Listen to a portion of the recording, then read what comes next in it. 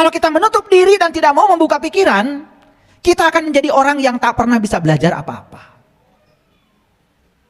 Pikiran adalah sumber dari penderitaan, sekaligus juga sumber dari kebahagiaan. Jadi sekarang kita tahu, ternyata surga dan neraka itu asal muasalnya adalah pikiran. Makanya surga dan neraka bukan masalah geografis, tapi itu masalah psikologis. Iya, penting. Paham ya? Ya, berat ringan di mana? Jadi kalau gitu di hidup ada yang berat, ada yang ringan.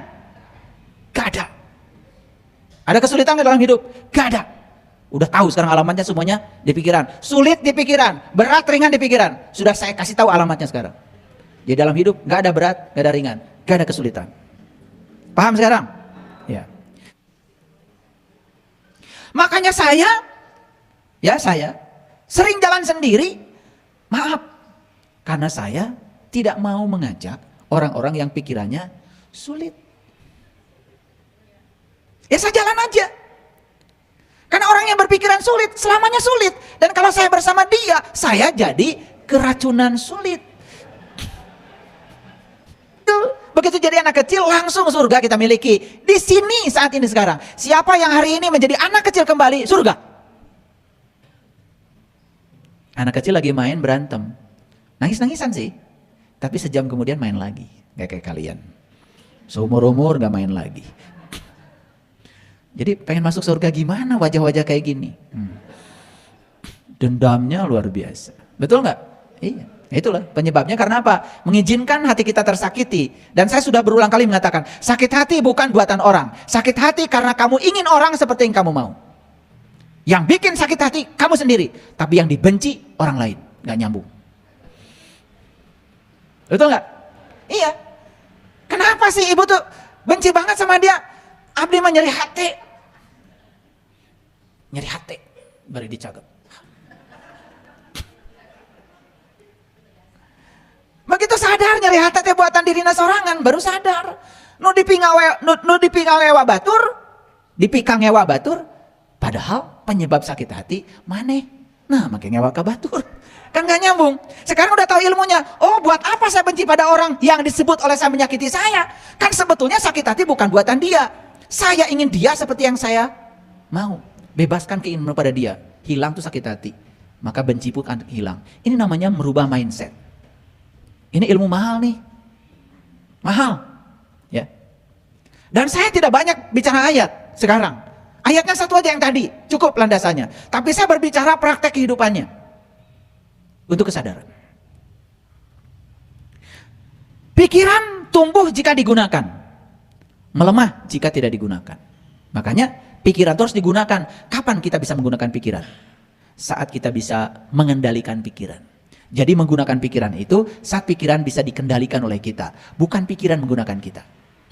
Maaf ya, ada salah kaprah dalam hidup kita. Saat pikiran menggunakan kita, kita menganggap pikiran sedang kita gunakan. Padahal pikiran sedang di luar kontrol kita sendiri.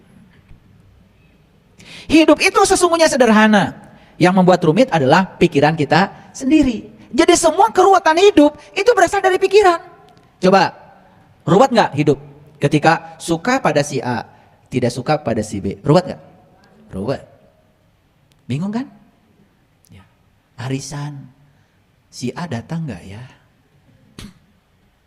Ah, takut si A datang. Padahal itu pikiran saja. Ruwet kan? Padahal coba kalau datang, datang saja. Siapa tahu ketika kita datang malah suasana jadi cair. Tetapi karena pikiran terus saja ngasih input yang menyeramkan. Akibatnya apa? Seram betul hidup itu. Karena diserami oleh pikiran kita sendiri. Begitu? Karaos? Sugan sadar. Jadi hidup kita adalah ciptaan pikiran kita. Makanya saya sering mengatakan, kalau kamu ada masalah, kembalikan masalah itu pada Sang Maha Pencipta. Ulangi, kalau ada masalah, kembalikan masalahmu pada Sang Maha Pencipta. Ngerti? Siapa Maha Pencipta itu? Pencipta masalahmu. Siapa pencipta masalahmu? Pikiranmu. Jadi kalau kamu punya masalah, masalah itu sadar, buatan pikiranmu. Kembalikan pada yang membuatnya. Ngaji nggak beres-beres selama ini. Kalau kamu ada masalah, kembalikan pada Sang Maha Pencipta. Siapa Maha Pencipta? Allah. Cek Allah teh. Nunyian masalah mana?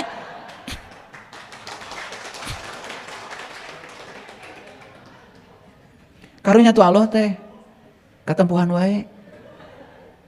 Alif Lam Mim. Kita nggak tahu. Karena kebodohan kita langsung bilang, hanya Allah yang tahu. Kasihan Allah. Makanya kita ini dikit-dikit Allah, dikit-dikit Allah. Karunya tuh Allah. Kalau kamu punya masalah, kembalikan pada Sang Maha Pencipta. Pencipta apa? Pencipta masalahmu. Siapa pencipta masalah? Kan pikiranmu. Balikin dari kepikiran. Sok telusuri, dari mana ini masalah? Apa masalahmu? Sakit hati? Telusuri, sakit hati itu buatan saya. Karena saya ingin orang lain seperti yang saya mau. Ketika dia tidak seperti yang saya mau, saya sakit hati. Geningan sakit hati buatan orang. Sekarang mah saya akan nerima orang lain apa adanya. Saya tidak punya keinginan pada orang lain. Saya punya keinginan pada diri saya saja. Selesai? Ini ngaji kecerdasan. Karena kalian itu selama ini setiap masalah serahkan ke Allah. Setiap masalah serahkan ke Allah. Karunya tuh Allah teh jadi sampah masalah. Makanya masalah kita nggak beres-beres. Karena setiap ada masalah diserahkan kepada pihak lain. Lain diurus ke sorangan. Kartos. Sugan tuh dibolekerkeun kieu mah. Ngalarti. Maka kita harus menang dalam pikiran sebelum menang dalam kehidupan. Saya yakin ya, setiap orang yang memenangkan kehidupan adalah orang yang sudah berhasil memenangkan pikirannya. Dan semua orang yang dikendalikan oleh pikirannya selalu kalah dalam kehidupan. Jadi kalau kita tidak bisa menikmati berkah kehidupan, satu penyebabnya. Karena Anda belum bisa mengendalikan pikiran Anda sendiri. Apa yang sulit? Yang sulit biasanya adalah pikiran kita sendiri, bukan? Betul nggak? Mau ngaji ke sini, kan tidak sulit. Yang dari Malaysia saja bisa datang. Kenapa? Ini dari Malaysia bisa datang, kenapa? Karena tidak berpikir sulit. Padahal, ya, Pak Awang itu dari Kelantan. Kelantan ke Kuala Lumpur berapa jam? 7 jam. Naik apa? Bus. Dari Kuala Lumpur terbang ke Jakarta. Berapa jam? 2 jam. Dari Jakarta naik travel ke Bandung. 6 jam. Kalau itu semua dipikirkan, sulit. Dan gak nyampe di sini. Tapi dijalani aja, naik bis, happy, tidak ada yang ditunggu, tidak pengen cepat sampai. Semua perjalanan dinikmati, episodenya nyampe di sini penuh dengan sukacita. Kan keren. Apa yang sulit dalam hidup? Yang sulit adalah pikiran kita sendiri. Kalau begitu, adakah kesulitan dalam hidup? Gak ada. Jadi kalau begitu, semua orang yang sering mengatakan, itu sulit, berarti dia belum beres pikirannya. Makanya saya sering jalan sendiri, maaf, karena saya tidak mau mengajak orang-orang yang pikirannya sulit. Ya saya jalan aja. Karena orang yang berpikiran sulit, selamanya sulit. Dan kalau saya bersama dia, saya jadi keracunan sulit. Ya, saya masih ingat tuh, waktu saya beli jalan di Jelekong itu, jalan masuknya itu kan, itu curam gitu. Karena itu adalah kebun bambu. Di situ ada satu rumpun bambu ya, yang harus dibuang. Dan saat itu saya membawa rombongan ke sana. Saya bilang, ini jalan masuk kita. Wah, ada rumpun bambu. Ini pasti akarnya dalam lah ya, katanya. Saya nggak dengar dia.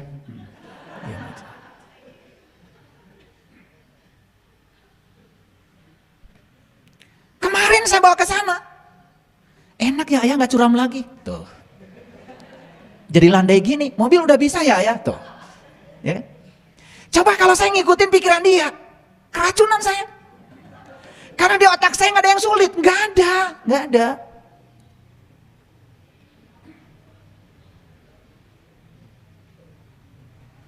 Makanya rubah pikiranmu. Hidup itu sulit dan penuh perjuangan. Ya sudah, hidupmu sulit dan selalu penuh perjuangan. Ingin punya uang 100.000 pun sulit dan penuh perjuangan. Itu pikiran. Saya dari kecil sudah saya rubah. Hidup itu mudah dan menyenangkan.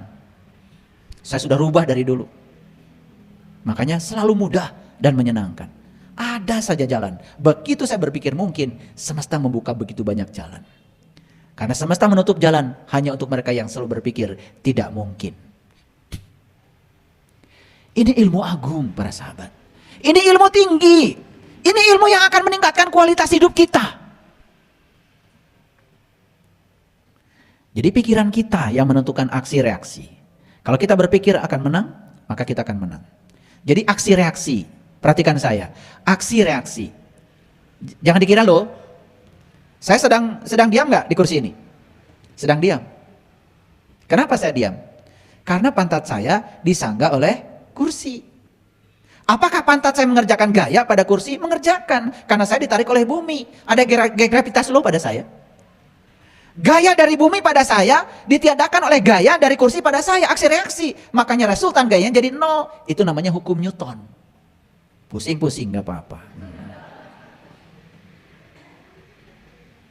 Makanya saya duduk diam. Karena resultan gayanya 0. Karena kalau saya punya resultan gaya yang tidak 0, saya akan bergerak. Saya akan dipercepat. Dan sama kalian juga tidak menyadari, sebenarnya kalian itu ditarik oleh bumi. Maka kalian bisa duduk. Coba seperti para astronot yang pergi ke angkasa nggak ada gravitasi.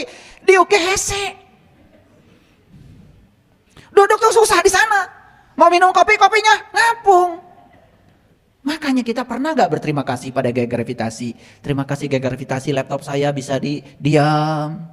Nyiksik bawang di dapur, cicing bawang teh. Coba nyiksik bawang di angkasa. Betul nggak? Pertama harus ditangkap dulu bawangnya, yang kedua harus dipegang. Nah bayangkan bawang-bawang sudah diiris, langsung ngapung. Mereka goreng hese, bawang. Pernah nggak berterima kasih? Ya itu karena kalian itu kan tidak punya pengetahuan. Ngerti maksud saya? Nah ini ada aksi reaksi loh dalam diri saya. Aksi reaksi menyebabkan resultannya jadi 0. Makanya orang yang 0 terus, karena dia itu aksi reaksi. Begitu berpikir menang, dia akan menang. Dia berpikir kalah, dia akan kalah. Nah yang sering lucu itu sudah berpikir menang, tapi ragu-ragu menang, jadi kalah. Itu resultannya jadi 0. Gak kemana-mana, gak maju-maju. Jangan main-main dengan pikiran. Karena pikiran tidak paham dengan main-main. Pikiran ini gak paham kalau kita sedang main-main. Ini maksud saya. Kan kita suka mikir kadang-kadang, bergurau kan? Ya. Atau kita mengucapkan kata-kata yang meluncur saja, bergurau. Nah kita menganggap pikiran itu paham kalau kita sedang main-main. Pikiran gak paham kalau kita sedang main-main. Semua dianggap beneran oleh pikiran. Boleh bergurau? Boleh, tapi hati-hati. Jangan bergurau, kemudian menggunakan pikiran, dan pikiran diberi energi oleh kita. Maka walaupun itu gurauan, mungkin bisa menjadi kenyataan. Misalnya, kita bergurau, ya kamu jatuh nanti. Bergurau, gimana kalau jatuh beneran? Karena pikiran tidak tahu main-main itu. Kamu main-main, tapi pikiran tidak tahu kalau itu main-main. Maka jangan main-main dengan pikiran. Kebahagiaan manusia tergantung pikirannya, bukan kondisinya. Jadi saya kasih tahu, kebahagiaan bukan soal ada uang, tidak ada uang. Bukan soal ada teman, tidak teman. Kondisi itu sebetulnya tidak berkontribusi apa-apa terhadap kebahagiaanmu. Yang berkontribusi paling besar terhadap kebahagiaanmu adalah pikiran. Jadi buat apa kita bahagia nunggu teman datang? Mau bahagia? Bahagia saja. Karena kalau kau bahagia, pasti teman akan datang. Percaya sama saya. Like attracts like. Karena saat kita bahagia, kebahagiaan kita tuh mengundang teman. Walaupun kita tidak bilang kita sedang bahagia, teman akan tergetarkan oleh kebahagiaan kita. Dan pasti dia datang. Makanya kalian bisnis, kalian jualan. Tetapi kalian di sininya ruwet. Jualan apapun yang datang adalah keruwetan. Tapi kalau sudah bahagia, bahagia saja. Masih ada yang bertanya sama saya, kapan saya bahagianya? Ya Allah. Masih nanya sama saya, kapan saya bahagianya? Saya bingung jawabnya. Dengar tiwai. Jadi bahagia yang dia maksud itu adalah senang saat dia mendapatkan yang dia ingin. Itu kesenangan, bukan kebahagiaan. Bahagia itu tidak bergantung pada dapat atau tidak dapat. Itu keputusanmu, itu pikiranmu di dalam dirimu sendiri. Jadi hari ini kuliah saya ini kuliah motivasi. Penting. Harusnya bayar.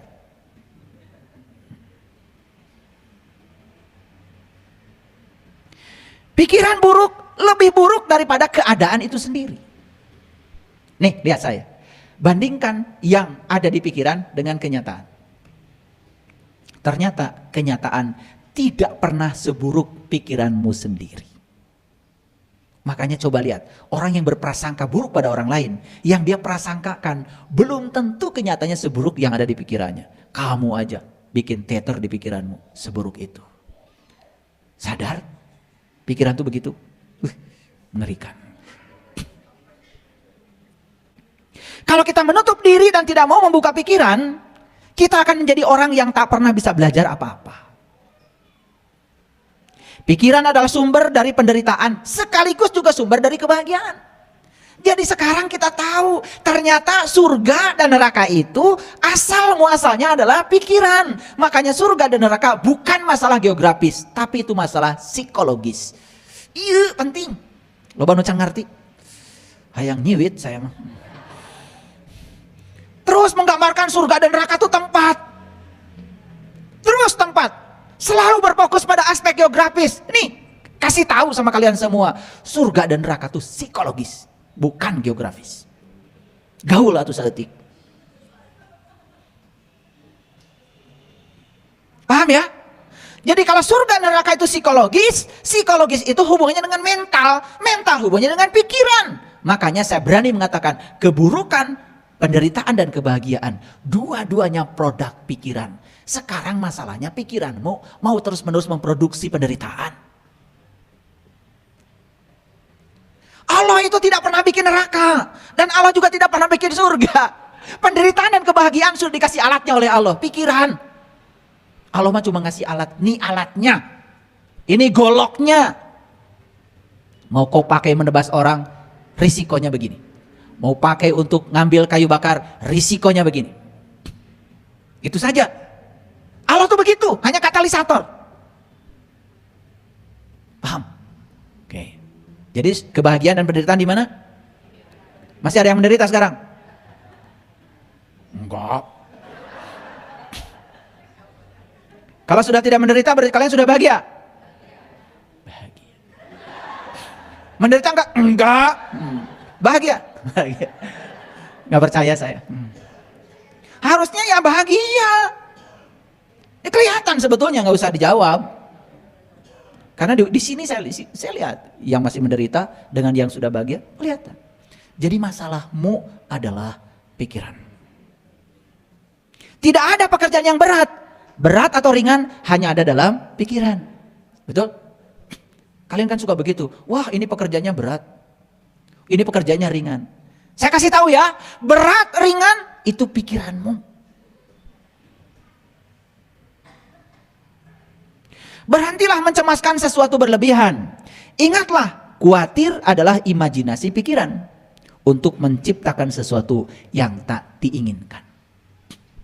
Jadi sebetulnya khawatir itu apa? Khawatir itu sekarang kita tahu itu hanya imajinasi pikiran untuk menciptakan sesuatu yang tidak diinginkan. Nah, ini lucu. Kita tidak mau itu terjadi, tetapi yang tidak ingin kita terjadi itu diciptakan oleh imajinasi pikiran, diperkokoh dengan rasa khawatir, atau jadinya jadi. Ari geus jadi nempuhkeun, ieu mah ti Allah. Ujian. Cek Allah teh, memang Allah teh dosen. Ngasih ujian sekali. Apa perlunya Allah ngasih ujian sama kalian?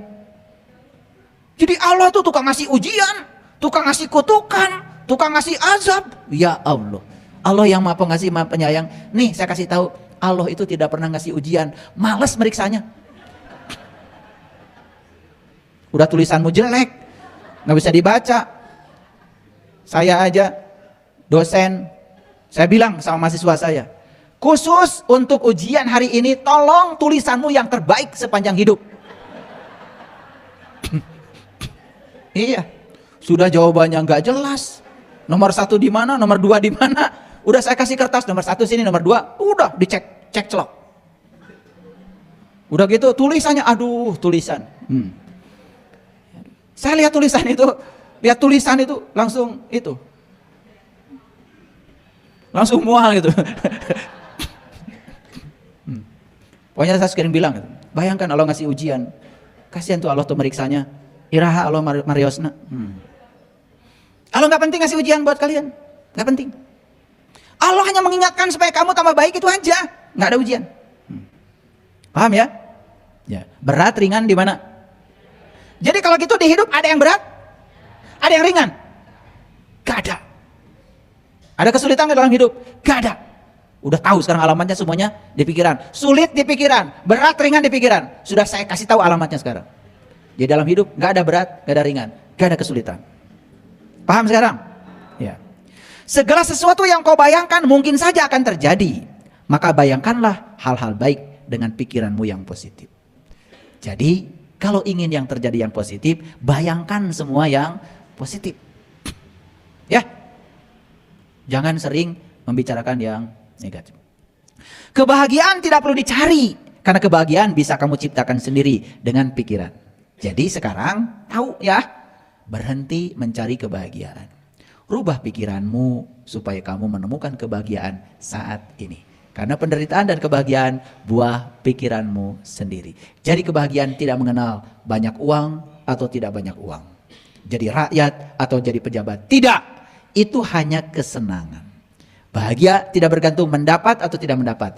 Bahagia adalah keputusanmu sendiri dalam pikiranmu sendiri. Rasa takut dan khawatirmu itu tidak nyata. Paham? Paham? Tidak nyata itu. Itu imajinasi tadi. Itu hanyalah imajinasi yang menakutkan dalam pikiran yang kamu buat sendiri. Jadi siapa yang suka menakut-nakuti kamu?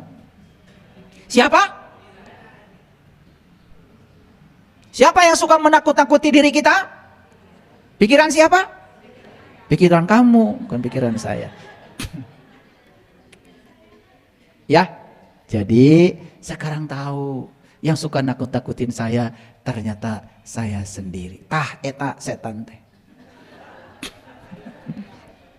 Ya, tes benak ayeuna masang setan. Nah eta. Sok nyingsieunan setan mah. Betul? Iya, eta. Pakai kerudung. Pakai peci.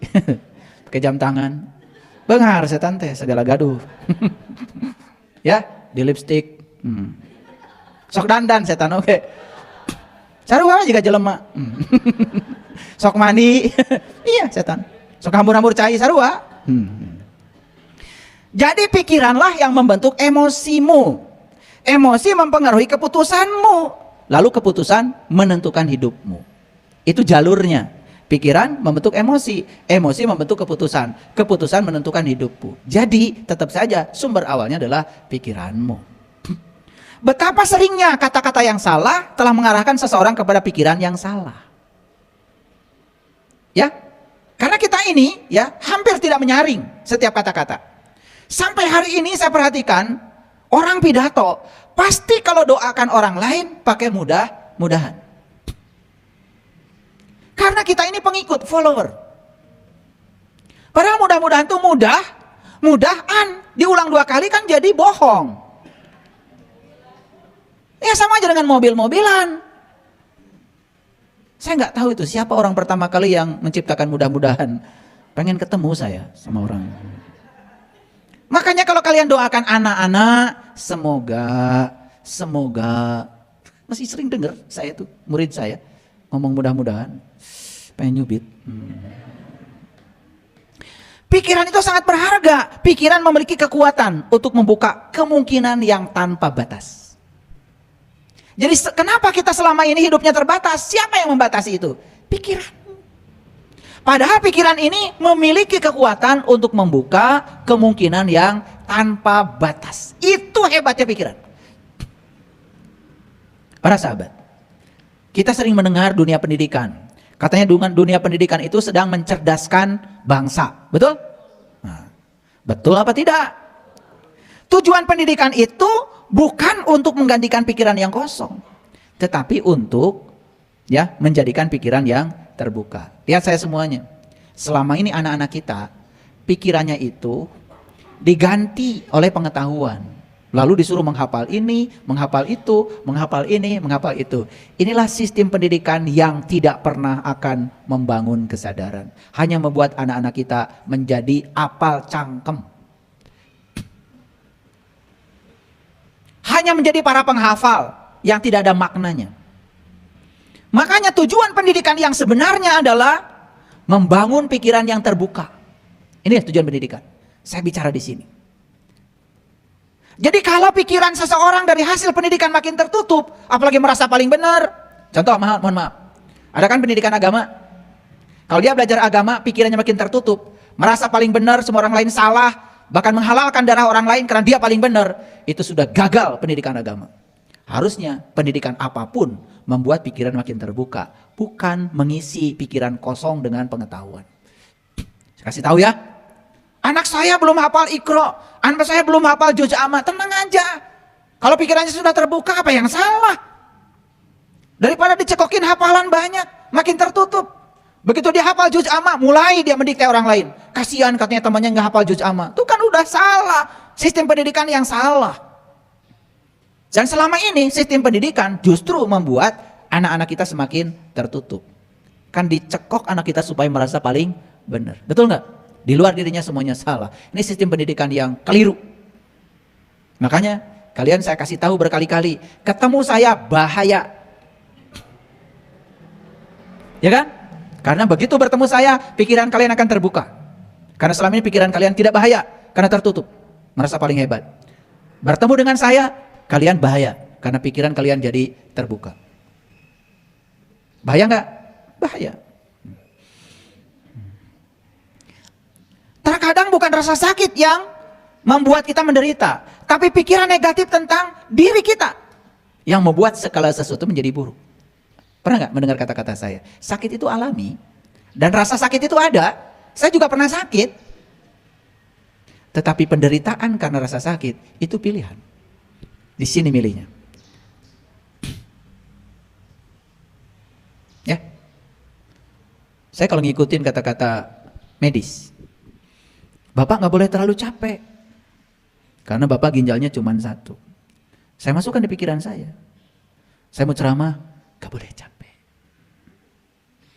Saya menerima tamu, maaf ya, saya nggak boleh capek. Mau milad, online saja miladnya. Karena saya nggak boleh capek. Olahraga, online saja. Karena saya nggak boleh capek. Bayangkan kalau itu saya ikuti dan pikiran saya ikuti itu. Saya tidak pernah mengatakan saya ginjalnya satu.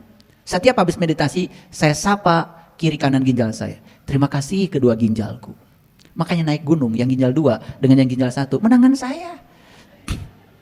Kalian kemarin diajak ke Curug Nangka aja. Pada gempor. Jalannya lama.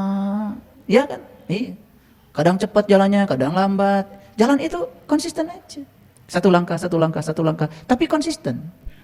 Dan percayakan bahwa kaki kita mampu. Percayakanlah pikiran kita, kaki kita bisa. Ternyata nggak ada apa-apa kok. Paham? Gitu. Jadi inilah kekuatan pikiran. Ya, perhatikan. Antara perasaan dan pikiran harus seimbang. Terlalu banyak menggunakan logika, hati kita juga jadi mati rasa. Makanya saya dalam baca data karma sering menyampaikan pesan. Anda ini terlalu logika. Ada juga Anda ini terlalu rasa. Nah harus seimbang logika dan rasa, karena itu timbal balik. Itulah pentingnya belajar spiritual. Bukan mau memperdalam rasa, tetapi menyeimbangkan antara logika dan rasa. Itu penting. Tinggalkan pikiran yang membuatmu lemah. Dan peganglah pikiran yang membuatmu kuat.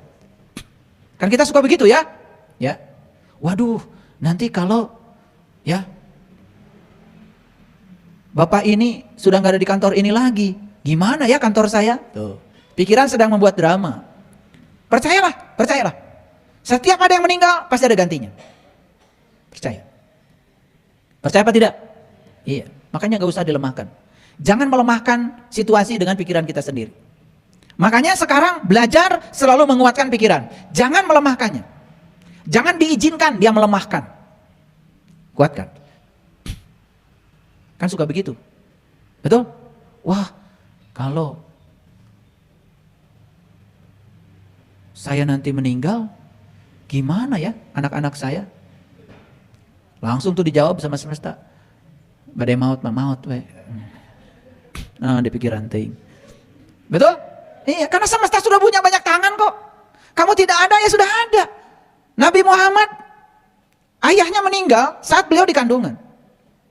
Begitu beliau meninggal, begitu beliau lahir, ibunya meninggal. Beliau besar. Betul? Itu.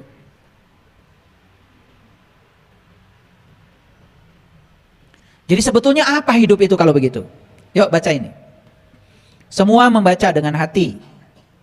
Hidup adalah belajar menerima apa yang kita tidak suka dan belajar melepaskan yang kita suka. Selama ini hidupmu seperti apa? Jujur ya, hidupmu selama ini belajar melepaskan yang tidak suka. Perlu belajar nggak? Nggak usah belajar, kan dari kecil diajarin begitu. Karena kalian hidupnya selama ini adalah melepaskan yang kalian tidak suka dan hanya menerima yang kalian suka. Belajar nggak itu? Nggak belajar. Jadi kalau begitu hidupmu selama ini belajar apa tidak? Tidak. Karena apa? Menolak yang kita tidak suka, nggak usah belajar. Menerima yang kita suka, nggak usah belajar. Nggak usah belajar dengan saya. Nggak usah. Nggak usah. Capek-capek belajar dengan saya. Karena di BSI belajarnya terbalik. Selama ini di tempat lain kalian belajar ya pura-pura. Kenapa? Menerima yang kalian sukai itu nggak usah belajar. Menolak yang kalian tidak sukai nggak perlu belajar. Di sini kalian akan mengalami kekagetan sendiri. Karena di sini diajarkan untuk menerima yang tidak kalian suka. Dan diajarkan melepaskan yang kalian suka. Terasa? Ada BSI peduli. Melepaskan kan? Melepaskan. Ternyata bahagia juga ya ketika kita melepaskan. Lihat foto orang lain yang gak sekolah bisa sekolah. Lihat foto ibu-ibu yang di panti jompo nerima uang. Gak seberapa dari kita, bahagianya luar biasa. Ternyata hidup kita jadi penuh dengan sukacita ya kalau melepaskan. Cuman pikiran saya yang mengganggu. Kalau melepaskan takut kita rugi. Kalau melepaskan takut berkurang. Ternyata melepaskan tidak pernah rugi. Dan setiap melepaskan selalu akan menerima. Jadi harus belajar apa? Menerima yang kita tidak suka. Itu belajar. Dan melepaskan yang kita suka. Itu belajar. Berat kan? Salah sendiri ngaji di sini. Menerima yang kita suka, biasa. Melepaskan yang kita tidak suka, juga biasa. Itulah esensi berperang dalam ayat tadi. Jadi, perang di ayat yang tadi itu bukan perang melawan orang lain dan melumpuhkannya karena berbeda. Tetapi perang yang sebenarnya adalah, lihat saya, yang diwajibkan di Quran surat Al-Baqarah 216, wajib kamu berperang. Makanya kan ayatnya itu tadi terintegrasi. Boleh jadi apa yang kamu suka buruk bagimu. Boleh jadi apa yang kamu tidak suka baik bagimu. Inilah perang. Jadi perang kita itu sebetulnya adalah belajar menerima yang kita tidak suka dan belajar melepaskan yang kita suka. Ini perang yang diajarkan Al-Quran. Saya sampai hari ini, mohon maaf, tidak percaya kalau ada perang suci. Bagaimana orang yang sudah mencapai kesucian berperang? Bagaimana orang yang sudah mencapai kesucian kemudian melumpuhkan orang lain yang berbeda dengan dirinya? Bukankah orang yang suci itu sudah bijaksana? Bagaimana orang yang suci masih punya dendam? Bagaimana orang yang suci harus membunuh? Tidak ada alasan. Atas nama agama dan Tuhan, membunuh tetap saja membunuh. Walaupun ada kata-kata fitnah lebih kejam daripada tidak memfitnah. Ya? Ngerti sekarang perang? Yuk kita sekarang tangkap makna dari Quran surat Al-Baqarah 216. Diwajibkan kepada kamu berperang. Tuntaskan baca ayatnya. Boleh jadi kamu menyukai sesuatu, padahal itu amat buruk bagimu. Boleh jadi kamu tidak menyukai sesuatu, tapi itu amat baik bagimu. Jadi perangnya apa? Perangnya adalah belajar menerima yang tidak disukai dan belajar melepaskan yang kita sukai. Itu perangnya. Setuju? Jadi Quran itu tidak mengajarkan terorisme. Quran itu tidak mengajarkan kekerasan. Quran itu mengajarkan kelembutan. Makanya saya buka kajian kita hari ini dengan apa? Start the day with love. Feel the day with love. Tuhan membuka Quran surat Al-Fatihah dengan Ar-Rahman Ar-Rahim. Dan mengisinya dengan Ar-Rahman Ar-Rahim. Bukankah itu cinta kasih? Makanya di awal kajian ini saya berbicara tentang cinta. Cinta bukan rasa perasaan, tapi cinta kekuatan positif yang semua bisa membuat semesta ini tercipta. Ya, gitu. Jadi saya selesaikan dulu. Makanya bagaimana kita bisa berperang? Bagaimana kita bisa berperang? Sebenarnya perang kita dengan siapa? Kapan kita berperang untuk menerima yang kita tidak suka? Dan kapan kita sukses menerima yang kita tidak suka? Kapan? Saat kita sudah selesai dengan pikiran kita sendiri. Saya kasih tahu nih para sahabat, semua konflik kalian dengan orang lain karena kalian masih berkonflik dengan pikiranmu sendiri. Kalau kalian sudah selesai, tidak ada konflik dengan pikiranmu, percaya sama saya, kalian tidak akan pernah konflik. Yang ada, kalian akan disukai oleh semua orang. Percaya sama saya, kalian akan disukai semua orang. Makanya yang 5 tadi, cara untuk disukai semua orang. Perhatikan itu. Karena orang yang penuh perhatian pada orang lain, itu orang yang sudah selesai dengan dirinya sendiri. Orang yang masih ada konflik dengan dirinya, memberikan perhatian pada orang lain saja, masih harus pakai syarat, bukan? Itu masalah kita. Ini masalah mental kita. Dan ini yang tidak pernah disentuh dalam kajian-kajian spiritual. Kenapa? Kajian spiritual lebih banyak mengajak kita untuk kembali ke masa lalu. Atau mengangan-angan masa depan yang tidak pasti. Lalu kita mengorbankan saat ini, di sini, sekarang. Pada hidup kita, di sini, saat ini, sekarang. Ya? Jadi oleh karena itu, kuasai pikiranmu. Jangan sampai ia menguasai dirimu. Entah kita dikendalikan, atau kita mengendalikan. Dua-duanya berisiko. Mengendalikan ada hadiahnya. Dikendalikan juga ada akibatnya. Jika kamu tidak mengendalikan pikiranmu, orang lain juga bisa mengendalikan kamu. Jadi kenapa kita sering mengizinkan kita dikendalikan orang lain? Karena kita gagal dan lemah mengendalikan kekuatan yang ada pada diri kita sendiri. Menjadi sadar berarti mengendalikan diri sendiri. Itulah pelajaran kesadaran dari saya. Karena puncaknya adalah belajar untuk menemukan majikan kita yang sebenarnya, yaitu kesadaran. Jangan biarkan pikiran jadi majikan, karena dia sangat berbahaya.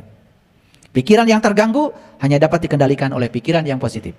Jika kamu bisa mengendalikan pikiranmu, kamu bisa mengendalikan apapun. Jadi kita ingin mengendalikan apapun, satu kuncinya, kendalikanlah pikiran. Kita bisa mengendalikan apapun. Setelah kita menguasai pikiran kita, maka kita akan menjadi orang yang luar biasa. Kita bukan lagi orang biasa. Mau jadi orang luar biasa? Kendalikan pikiranmu. Begitu kau sukses mengendalikan pikiranmu, hari ini pun kau akan menjadi orang yang luar biasa. Bukan orang biasa lagi. Pikiran memberikan hasil yang diinginkan. Hanya jika stabil dan seimbang. Ya, itulah pentingnya. Sampai kita mengendalikan pikiran kita sendiri, kita tidak menjalani kehidupan kita sendiri. Kita akan baru bisa menjalani kehidupan kita sendiri tepat saat kita sudah bisa mengendalikan pikiran. Selama ini kita dikendalikan oleh siapa? Jangan-jangan kita dikendalikan oleh orang lain. Karena apa? Karena kita gagal mengendalikan pikiran kita sendiri. Pengendalian pikiran adalah tentang menyaring setiap informasi sebelum memasuki otak kita. Kita tidak perlu mengendalikan pikiran. Kita hanya perlu mengalir dengan alam semesta. Nah itulah ketika kita mengalir dengan alam semesta, percayalah setiap alam menyampaikan pesan cinta kepada kita, kesadaran kita akan muncul tanpa kita berupaya mengendalikan pikiran. Ya, kemarahan dapat memberikan energi pada pikiran, tetapi hanya jika itu dimanfaatkan dan dikendalikan. Jadi hati-hati dengan amarah. Nanti ada episode sendiri, saya mau bicara tentang amarah. Karena hari ini saya tidak akan mungkin, ini harus berkelanjutan. Karena dari sini nanti, kalau ketidaksukaan ini terus menerus kita kembangkan, munculnya nanti jadi amarah. Dan amarah itu energi. Maaf kalau hari ini Saya belum bisa menuntaskan bagaimana mengubah amarah menjadi cinta. Belum sampai ke situ. Karena ini baru slide yang ke berapa nih? Oh, ke-14. Saya tadi pagi itu bikin slide berapa? Saya juga nggak sadar. Oh, 27. Ya, jadi saya kalau udah ngetik itu jalan aja. Tahu-tahu udah 27. Saya baru buat tadi pagi. Dan insya Allah minggu depan kita lanjutkan. Saya akan bicara spesial minggu depan tentang bagaimana mengubah amarah sebagai energi yang sangat berbahaya menjadi energi cinta. Banyak hal yang harus kita pahami. Kenapa? Maaf, saya singgung sedikit. Jika hari ini masih ada yang sering mengatakan, saya kurang apa? Pengorbanan saya kurang bagaimana? Suka begitu? Suka begitu? Sebetulnya karena kita belum belajar memberi yang tanpa syarat. Kan suka begitu? Saya kurang apa sih sama kamu? Pengorbanan saya. Wah. Suka begitu kan? Betul? Iya. Biasa, itu puisi-puisi itu keluar biasanya kalau lagi konflik. Sepertinya itu puisi yang bijaksana.